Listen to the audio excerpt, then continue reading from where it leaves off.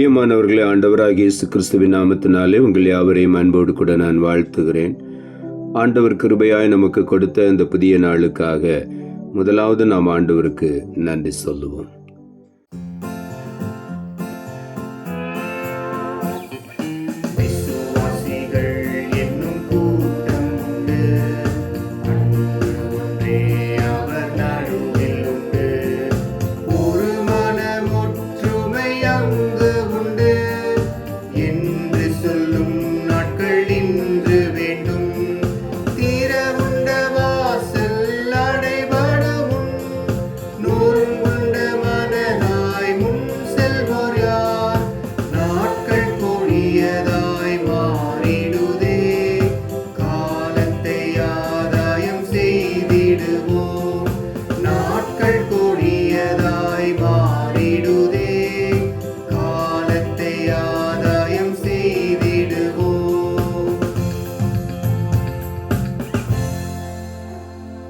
இந்த நாளுக்கு இந்த ஆண்டவர் கொடுக்கிற ஒரு வார்த்தை யாக்கோபு நிருபம் 1 அதிகாரம் 8வது வசனம்.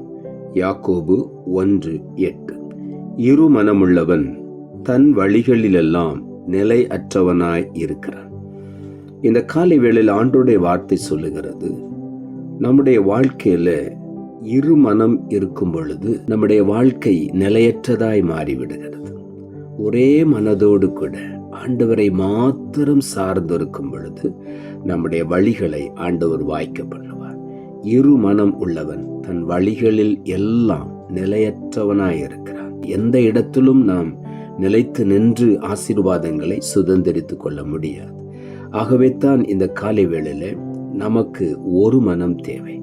ஒரு மனம் இருக்கும் பொழுது ஆண்டவராய் இயேசு கிறிஸ்து மாத்திரம் என்று சொல்லி அவரோடு கூட நம்முடைய மனதை இணைத்து ஒரு மனதோடு கூட அவருடைய சமூகத்தில் வந்து நாம் வேண்டிக் கொள்ளும் பொழுது நாம் வேண்டிக் கொள்ளுகிற காரியங்களுக்கு ஆண்டவர் பதில் கொடுக்கிறார். நம்முடைய வாழ்க்கை நிலை உள்ள வாழ்க்கையாய் ஆசீர்வாதம் உள்ள வாழ்க்கையாய் மாறுகிறது.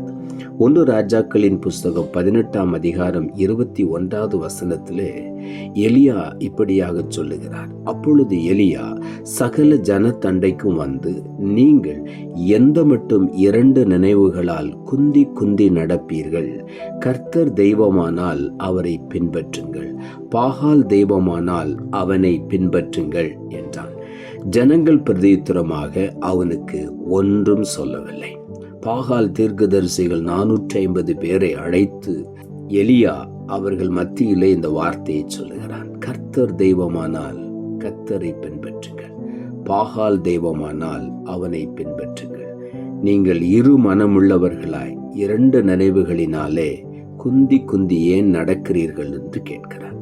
இந்த காலை வேளையிலும் நம்முடைய வாழ்க்கையிலும் கூட ஒருவேளை குந்தி குந்தி நடக்கிற அனுபவம் இருக்குமானால் கர்த்தரை மாத்திரம் பற்றி கொள்ளாதபடி நம்முடைய மனதில் தோன்றுகிற காரியங்களையும் நமக்கு மற்றவர்கள் சொல்லுகிற சில வார்த்தைகளை வைத்து நாம் கர்த்தரை விட்டு விலகி மற்ற மனிதர்களுடைய வார்த்தைக்கு கீழ்ப்படியும் பொழுது அநேக நேரங்களிலே ஆண்டவருடைய முழுமையான ஆசீர்வாதங்களை நாம் பெற்று அனுபவிக்க முடியவில்லை. ஆகவே தான் இன்றைக்கு காலை வேளையில் ஆண்டவர் சொல்லுகிறார், 2 நினைவுகளோடு நீங்கள் ஆண்டவரை தேடி வர வேண்டாம். ஒரே நினைவாக ஆண்டவர் மாத்திரம் போதும், அவரால் எல்லாம் கூடும் என்று சொல்லி அவரை மாத்திரம் நம்பும் பொழுது அநேகருடைய வாழ்க்கையில கர்த்தரையும் நம்புவார்கள், மனிதனையும் நம்புவார்கள். ஆண்டவருடைய வார்த்தை சொல்லுகிறது, நாசியில சுவாசமுள்ள மனிதனை நம்புவதை விட்டு விடுங்கள், அவன் எம்மாத்திரம் என்று வேதம் சொல்லுகிறது. மனுஷனுடைய ஆலோசனைக்காக நாம் மனுஷனை தேடி ஓட வேண்டிய அவசியமில்லை. நம்முடைய தேவன் நமக்கு ஆலோசனை தந்து நம்மை வழிநடத்துகிற தேவனாயிருக்கிறார். ஆகவே 2 நினைவுகளை மாற்றிவிட்டு கர்த்தரை மாத்திரம் நாம் நினைத்து அவரை மாத்திரம் பின்பற்றி முழுமையான நிரந்தரமான நிலையான ஆசீர்வாதத்தை நாம் சுதந்திரித்துக் கொள்வோம். மார்க் எழுதின சுவிசேஷம் 3ஆம் அதிகாரம் 24ஆம் வசனம் சொல்லுகிறது, ஒரு ராஜ்யம் தனக்குத்தானே விரோதமாக பிரிந்திருந்தால் அந்த ராஜ்யம் நிலை நிற்க மாட்டாதே என்று இங்கே ஆண்டவருடைய வார்த்தை சொல்லுகிறது. அதே அதிகாரம் 25ஆம் வசனம் சொல்லுகிறது, ஒரு வீடு தனக்குத்தானே விரோதமாக பிரிந்திருந்தால் அந்த வீடு நிலை நிற்க மாட்டாதே என்று இங்கே எழுதப்பட்டிருக்கிறது. ஒரு மனம், ஒரே வீட்டிலே ஒவ்வொருவரும் தனித்தனியாக பிரிந்திருக்கும் பொழுது அந்த வீட்டிலே ஒரு நிலையான வாழ்க்கை அமைவது இல்லை. தடுமாற்றமான ஒரு வாழ்க்கை தான் இருக்கும். ஒரு ராஜ்யத்திலே கூட இருக்கிற ஜனங்கள், அதிகாரிகள் ஒருவருக்கு விரோதமாக ஒருவர் பிரிந்து இருக்கும் பொழுது அந்த ராஜ்யம் நிலைத்து நிற்கவே முடியாது. அது சின்ன பின்னமாக சிதறி போய்விடும். இந்த காலை வேளையில ஆண்டவர் சொல்லுகிறார், நீங்கள் பிரிந்து இருக்காதபடி ஒரு மனதோடு கூட, எல்லாரும் ஒரே சிந்தையோடு கூட கர்த்தரை மாத்திரம் பின்பற்றி அவரை மாத்திரம் ஆராதித்து அவரிடத்திலே விண்ணப்பத்தை செலுத்தி அந்த விண்ணப்பத்திற்கு பதிலை பெற்றுக்கொண்டு ஆசீர்வாதமாய் இருக்க வேண்டும் என்று ஆண்டவர் விரும்புகிறார். ஆகவே இந்த காலை வேளையில நம்முடைய மனதுக்குள் இருக்கிற 2 விதமான நினைவுகள், மனிதனையும் பிரியப்படுத்த வேண்டும், ஆண்டவரையும் பிரியப்படுத்த வேண்டும் என்ற 2 நினைவுகளை நாம் விட்டுவிடுவோம். கர்த்தருக்கு மாத்திரம் பிரியமாய் இருந்தால் போதும். இந்த காலை வேளையில அப்படிப்பட்ட ஒரு வாழ்க்கை வாழும் பொழுது அது நமக்கு ஆசீர்வாதமாயிருக்கும். நீதிமொழிகளின் புஸ்தகம் 3ஆம் அதிகாரம் 5ஆம் வசனம் சொல்லுகிறது, உன் சுய புத்தியின் மேல் சாயாமல் உன் முழு இருதயத்தோடும் கர்த்தரில் நம்பிக்கையாயிரு என்று இங்கே எழுதப்பட்டிருக்கிறது. சுய புத்தியில் சாய்ந்து ஆண்டவரை விட்டு விலகும் பொழுது, இல்லாவிட்டால் கொஞ்ச நேரம் ஆண்டவரை நோக்கி பார்த்துவிட்டு நம்முடைய சுய புத்தியிலும் சாயும் பொழுது நிச்சயமாகவே நம்முடைய வாழ்க்கையில முழுமையமான ஆசீர்வாதத்தை பெற்றுக்கொள்ள முடியாது. ஆகவே தான் வேதம் சொல்லுகிறது, முழு இருதயத்தோடு கர்த்தரில் நம்பிக்கையா இருக்க வேண்டும். முழு இருதயத்தையும் கர்த்தரிடத்திலே நாம் ஒப்பு கொடுக்க வேண்டும். கர்த்தரை மாத்திரம் நம்ப வேண்டும்.